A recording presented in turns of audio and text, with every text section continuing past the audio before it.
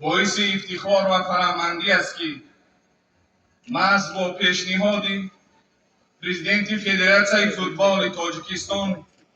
و اساسیاسیون فوتبال آسیای مرکزی محترم رستم امامعلی هفتم می سال 2024 مجمع عمومی سازمان ملل متحد با قطعنامه مخصوص خود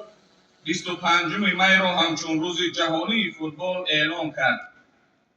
باوری کامل داریم که جانبداری گردیدن تشبث نوبتی بی‌نظیر تاجیکستان از جانب مجمع عمومی سازمان ملل متحد برای باز هم رواج و رونق یافتن این نمود زیبای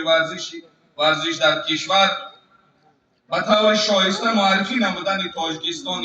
محبوب در عرصه بین المللی مساعدت عمیق می نماید.